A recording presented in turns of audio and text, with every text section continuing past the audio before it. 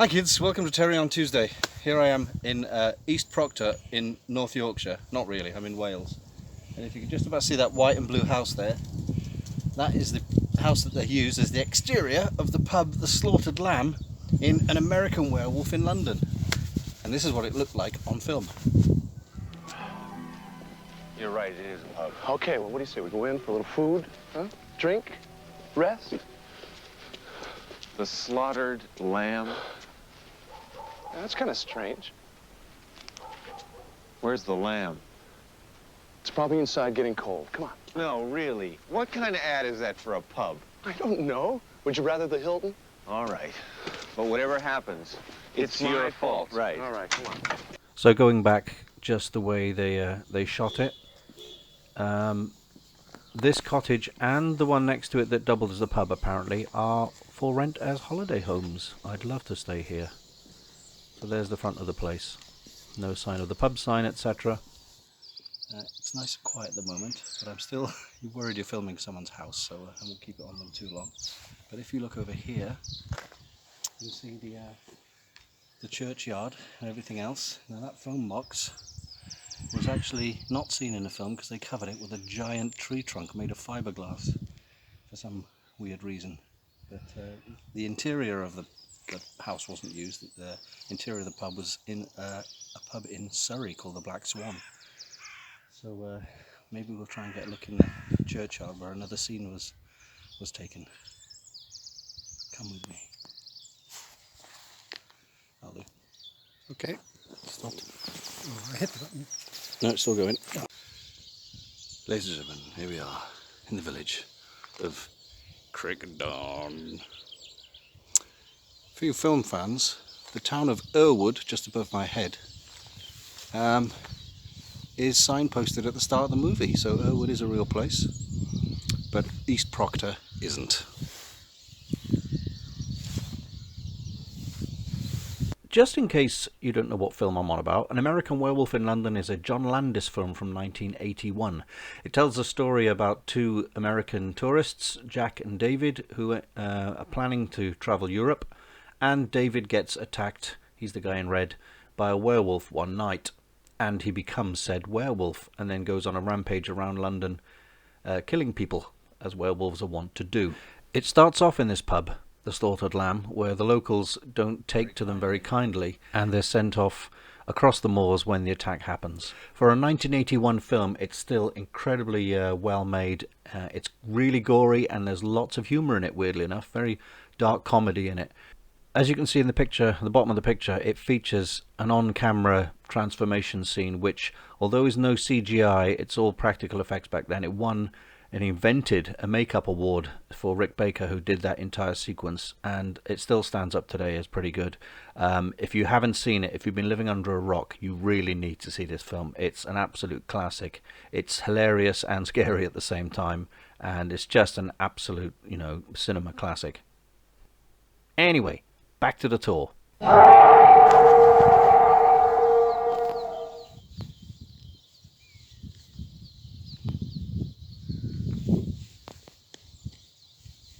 Okay, so this is the inside of we're inside the churchyard, and the back of the house was dressed up to look like the back of the pub. And this pillar is where Brian Glover is standing, you'll see in the pictures. And as we turn around, and Dr. Hirsch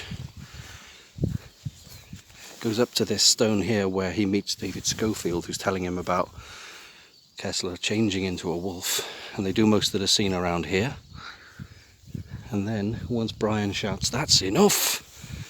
I think Schofield, he runs down this way. I think it's the only way you can run, because you can't really dodge in and out the flat stones there. So the conversation takes place around here, and he runs off down there. But it is, again, it's nice and quiet at the moment. It wasn't earlier on. And it's a really, really tiny hamlet, or whatever you want to call it, because you don't expect this to be a place where you shoot a Hollywood movie, but it works really well. If I look up the hill here, just so you can see, at the start of the film, the two boys walk down from the top of this hill all the way down, and you can see the pub and the houses and everything as they come down. That's enough!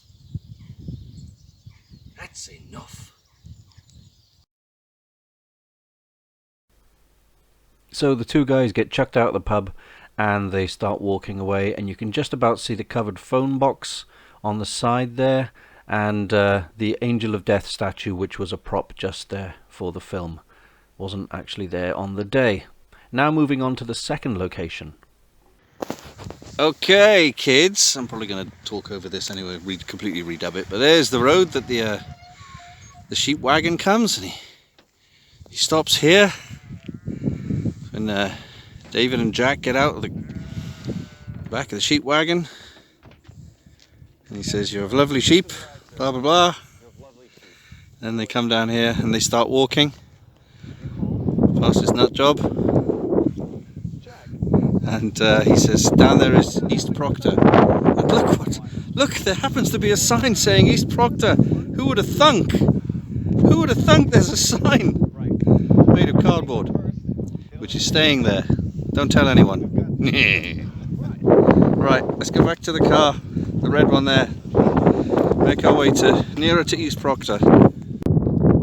So here we are, Black Mountains in the distance. We're quite high up and it's freezing cold. This is the track that we're pretty sure David and Jack talk about, Debbie Klein's mediocre body. Now we're a little bit confused as to where exactly it is, but they're either walking to the left of the screen or they're walking to the right, but shot from across the road. I got a feeling they're walking this way, and then the knock knock joke, I think, is just over this little hill. So this is the reverse angle towards Craig's car, and this is where I originally thought they'd be doing the knock knock joke. But looking at it now, I think we were right the other way. Going back the way we came, this looks like the road that they walk down, where you see them walking away from camera, trying the knock knock joke, etc. Just as you come to that bend in the road where that little road sign is, right in the middle of the camera there, right in the middle of the picture. That looks very much like it. Quick break for some unboxing, unpacking. Sounds broken. I expect so. I'll bet it was something nice though. Yeah, so this came looking like it got booted all the way to my house from Plymouth or wherever it was. I think I know what it is though. It's got a lot of tape on it, so I don't know if I can open this without a sharp implement, but let's try. See what I mean? Look at that. Goodness me. It's been stepped on. That's why I don't use Royal Mail very much anymore, to be honest.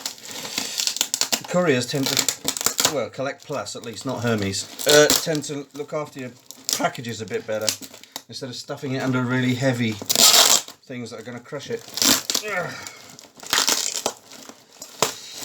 Yeah, if this is what I think it is, it's a impulse buy from eBay. Look at this. An impulse buy that I got from eBay. It's all cling film, here we go.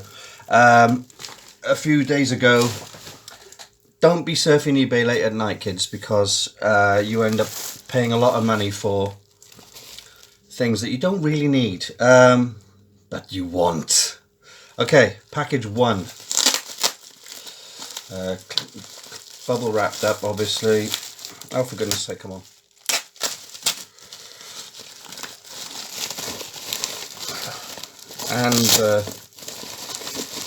And they're bagged up as well. Okay, so it's action figures. But what action figures? It is. Okay, so I must admit I'm not an expert. ROBOCOP. Without his ears. Is there no helmet with this guy? So it's a ROBOCOP. Look, he's got some thing on his back. I don't know what this does. It's like the Boba Fett firing. What is it for? I mean, it does that. Oh, do you put caps in there, perhaps? I think you actually put caps in there. So he's got a gun, and you put the little roll of caps in, and you go, bang, bang. Oh, His back's opened up. Well, if there are caps in there, it doesn't smell of sulphur. There's a weird sort of metal grill thing. I'm not sure what that is. I think that's the thing that caps, basically. Yeah, it bangs caps. So, they banned the rocket-firing Boba Fett figure in the 80s because, you know, I have someone's eye out, but they don't mind putting explosives in a figure. Okay. So then we've got 4 characters. Oh, this chap, whoever he is. I'll have to look into the ROBOCOP action figures, but this guy's got the same thing. So this must be the feature of them all. They have... so who's this guy? We'll call him Lobot McHipsterbeard. And then we've got another guy here who is clearly wearing a hockey helmet from Tron. You know those 80s hockey helmets? That's basically what he's wearing. Maybe they're in the... Oh, they got elbows, look. You know you get action figures with elbows and knees, but fair play. Yeah, so he looks like a copper. Looks like a good guy because he's happy. He's got the OCP body armor thing on. Okay, he doesn't have the gun banger on the back of his back. So we've done that guy. Oh, this must be a bad guy. See? He, again, doesn't have the thing on his back, but he has lots of sort of armour in the style of the Destroyer from Thor, a big metal monster. But he doesn't have any elbows or knees. Maybe he's not ROBOCOP. So look, the scale is... Yeah, he's very tall. I don't think this is a ROBOCOP figure. It might be G.I. Joe. And then, I don't know anything about G.I. Joe either. There's writing on the back... Kenner... Dum-de-dum-de-dum. No, I can't... I don't think that's a ROBOCOP figure. Look, he wouldn't... Look, the scale. He wouldn't be taller than ROBOCOP. So, I'll have to look that chap up. You might know who it is. This guy looks like a Terminator, but he's clearly a ROBOCOP figure because he's got the cap banger on his back. He is... Well, sunburned. Sunburned Chernobyl face. Now, I don't know if he's supposed to be that bloody or someone's bloodied him up with paint. He's a right mess. He's a bit Terminator-y. But again, no elbows or knees, which is weird. Why would... ROBOCOP hasn't even got elbows and knees, so only the OCP cop has knees and elbows. Everyone else has the standard, 4 points of articulation. He's got robotic arms, sort of cybernetic arms. Some weird belt unit type thing, and a knife in his leg there. No idea who this guy is. It looks like he's based on the Terminator with the sunglasses and the mechanical arms. But those figures are not what I made the impulse buy for. It was for this. Again, I'm an idiot for buying these things so crazily, but Z209. Now, admittedly, I thought this chap would be bigger. You can't get many Z209 things. This is the figure to go with these figures, clearly, because he's got another snap banger on the back. He's not very articulated.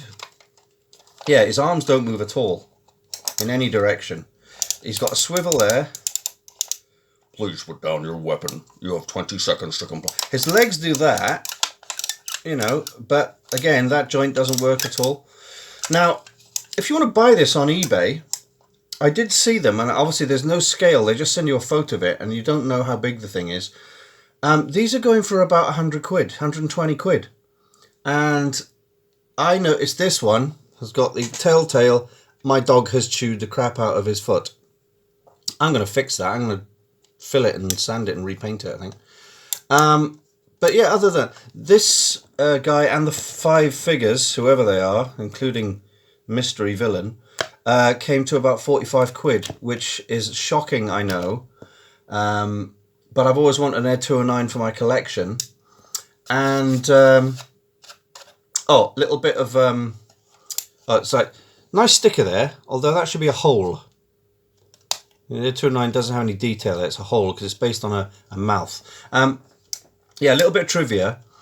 Of the 2 Ed 209's made for the film. One was the life-size standee, well, that was in the set, was actually life-size.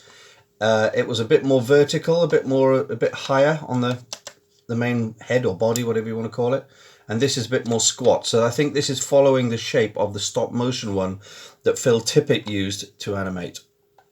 Still, does this thing come off the back? It should do. Ah, yeah, there we go. It comes down. There's a lot of burn marks and scorch marks from the gunpowder in there. But yeah, someone's dog's had a go at that. That's why it's so cheap. But it's a nice little thing. It's a shame it doesn't have any articulation other than that and that.